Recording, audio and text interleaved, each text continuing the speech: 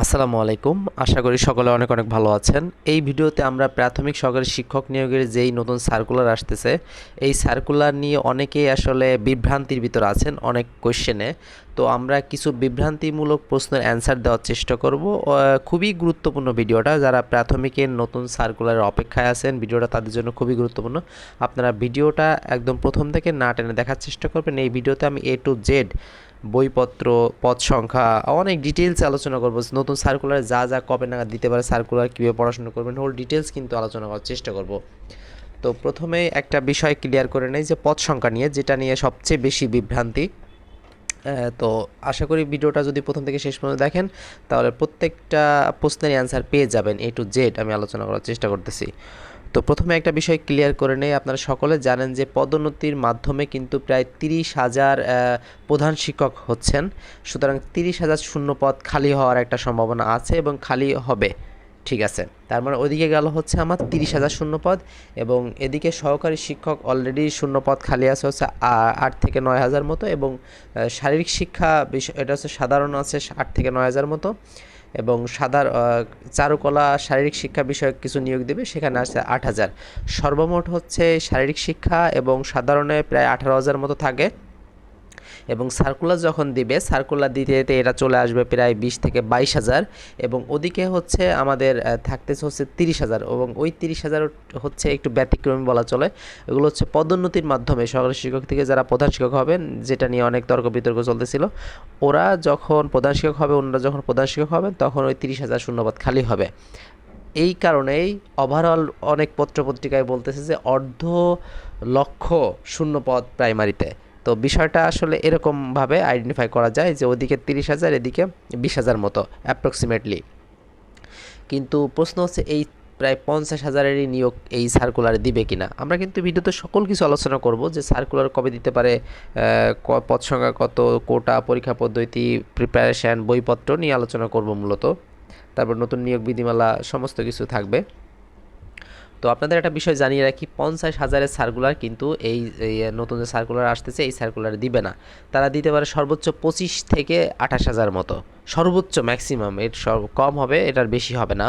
কারণ ওই যে 30,000-এর বিষয়টা একটু ব্যতিক্রম। এই 30,000-এর সার্কুলার বা শূন্য পদের সার্কুলার, এটা কিন্তু এর পরবর্তী সার্কুলার হতে পারে। তার মানে এই যে চলতি যে রানিং যে সার্কুলারটা আসতেছে, সার্কুলার কবে আসবে সেটা নিয়ে আলোচনা করব। তো এই রানিং যে সার্কুলার আসতেছে, এই সার্কুলার সর্বোচ্চ 25,000 মতো শূন্যপদ দিয়ে সার্কুলারটা প্রকাশ করার একটা বড় ধরনের সম্ভাবনা আছে।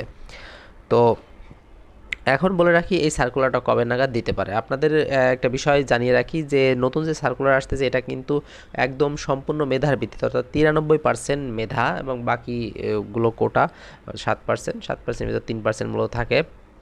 তো ওই কোটা বাতিল করার জন্য, মহিলা কোটা বা অন্যান্য সকল কোটা বাতিল করার জন্য, বা আপনারা জানেন যে এই নতুন সার্কুলার কিন্তু প্রাইমারিদের হচ্ছে নিয়োগ দিবে হচ্ছে 12তম গ্রেডে। তার মানে আগে যেটা 13তম গ্রেড ছিল, এটা 12তম গ্রেডে নিয়োগ দিবে, এবং 4 বছর পর হচ্ছে 11তম গ্রেড। তারপরে আস্তে আস্তে এনারা প্রধান শিক্ষক হবেন, জেলা প্রাথমিক শিক্ষা অফিসার হবেন, উপজেলা প্রাথমিক শিক্ষা অফিসার হবেন, এরকমভাবে। তো এবং ওইটা করার জন্য আসলে নিয়োগ নীতিমালা তৈরি করা লাগতেছে, নতুন করে নিয়োগ নীতিমালা তৈরি করতেছে, যেটা এখন পর্যন্ত আছে হচ্ছে একটা মিটিং হয়েছে।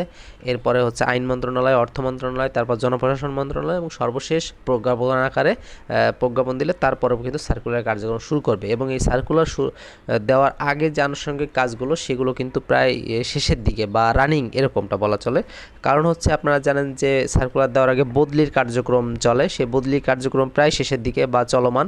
আর হচ্ছে সেকেন্ড হচ্ছে শূন্যপদ কালেক্ট করে নতুন করে। তো ওই শূন্য পদের কার্যক্রম কিন্তু ডেট দিয়েছে 20শে মে তারিখের ভিতর, কিন্তু প্রত্যেকটা প্রাথমিক বিদ্যালয়কে একটা মেইলের মাধ্যমে প্রাথমিক শিক্ষা অধিদপ্তরকে জানানো লাগবে তাদের শূন্যপদ কত। তারা একটা হালনাগাদ করতেছে, সহজ কথায় যদি বলি।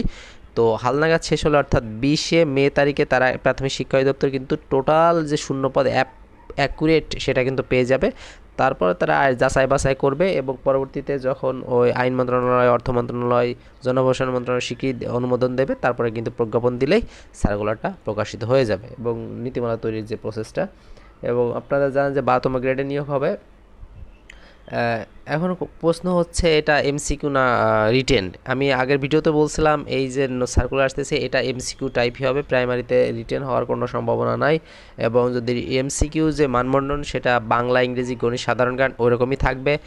অর্থাৎ 75 নম্বরের পরীক্ষা এবং 25 নম্বর ভাইবা। 75-এর ভিতর বাংলা, ইংরেজি, গণিত 20 করে এবং সাধারণ জ্ঞানে 10 বা 15, অথবা এরকম না হইতে পারে যে বাংলা, ইংরেজি, গণিতে কম বেশি করে দেয়। অনেক সময় প্রত্যেক ক্ষেত্রে একই রকম থাকে না, প্রত্যেক বছর কম বেশি করে দেয়, কোটা থাকবে না। তারপরে এখন প্রশ্ন হচ্ছে যেহেতু আমি বললাম যে এটা এমসিকিউ টাইপ এবং প্রিপারেশান আগের মতোই নেবেন, অর্থাৎ যে আমি যেভাবে বলে আসছি প্রত্যেকবারই যে বাংলা, ইংরেজি করে সাধারণ জ্ঞানের যে বেসিক বইগুলো আছে প্রত্যেকটা বইয়ের A to Z প্রথম থেকে শেষ পর্যন্ত এক ভালো, যেহেতু ভালো একটা সময় পাবেন এখন থেকে যদি পড়েন বাংলা, ইংরেজি, গণিত, সাধারণ জ্ঞানের যে বইগুলো আছে আলাদা আলাদা।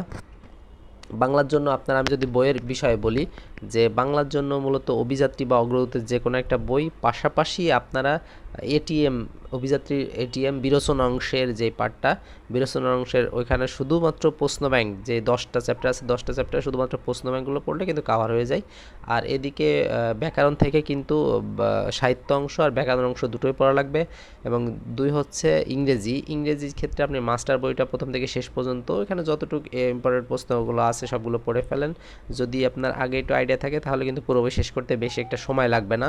3 হচ্ছে ম্যাথের জন্য আপনারা খায়রুট বেসিকটা পড়তে পারেন, এটা খুব ভালো বই আমার কাছে মনে হয়েছে।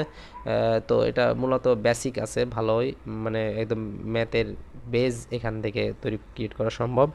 3 হচ্ছে সাধারণ জ্ঞানের জন্য MP3 সিরিজের বাংলাদেশ, আন্তর্জাতিক দুটো কিনবেন, তাহলে কম্পিউটার এবং বিজ্ঞান ওই দুটো পড়তে পারেন।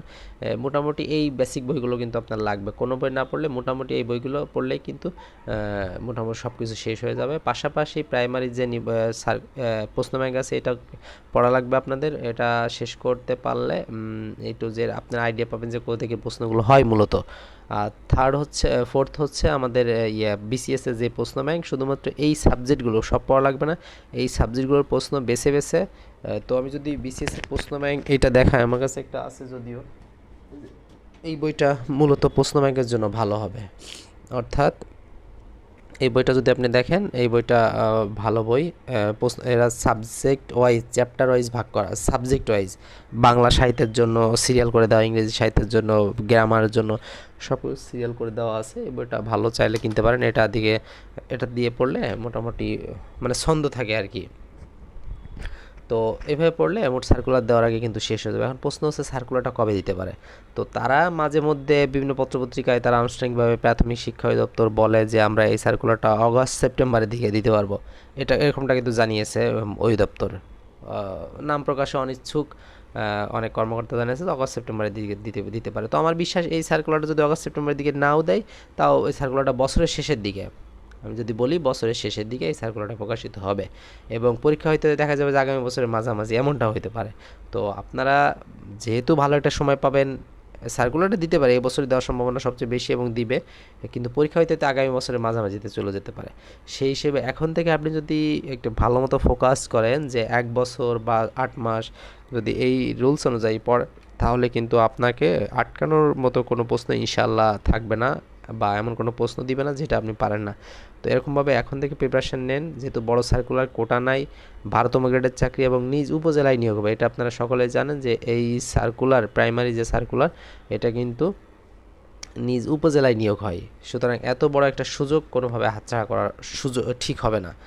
এবং 12তম গ্রেডের চাকরি যেহেতু, এবং নিয়োগ যেহেতু আন্দোলন পরিবর্তিত পরিস্থিতিতে নিয়োগ প্রক্রিয়াটা অনেকটা স্বচ্ছ হওয়ার একটা বড় ধরনের প্রবণতা রয়েছে এবার।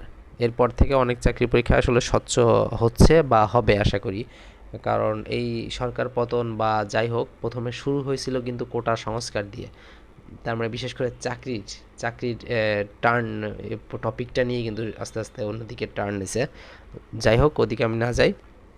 তো যেটা বলছিলাম, এভাবে আপনারা পড়াশুনো করেন, আশা করি ভালো রকম একটা সুযোগ পাবেন এই সার্কুলারে।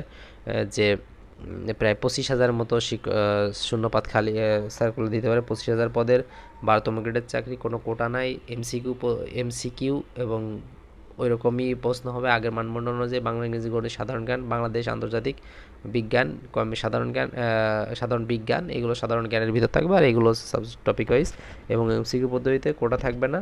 সার্কুলার দিতে পারে এই বছরের শেষের দিকে, ওনারা বলছে অগস্ট সেপ্টেম্বর, কিন্তু আমি বলতে পারি যে এই সার্কুলারটা এই বছর শেষের দিকে বড় ধরনের সম্ভাবনা আছে। তো এই ছিল হচ্ছে আজকের আমাদের ভিডিওর মেইন টপিক। আশা করি বিষয়টা বুঝতে পারছেন। প্রাইমারি নিয়ে যাদের কনফিউশন ছিল এ টু জেড আমি মোটামুটি অ্যান্সার দেওয়ার চেষ্টা করছি। তারপরে যদি কোনো প্রশ্ন থাকে সেক্ষেত্রে অবশ্যই আমাদের কমেন্ট বক্সে জানাবেন। আর আমাদের চ্যানেলে যারা নতুন আছেন অবশ্যই চ্যানেলটি সাবস্ক্রাইব করে পাশে থেকে বেল আইকনটি প্রেস করে দিবেন। ধন্যবাদ সকলকে, ভালো থাকবেন, সুস্থ থাকবেন। পরবর্তী ভিডিও দেখার আমন্ত্রণ জানিয়ে এখানে শেষ করছি। আল্লাহ হাফেজ।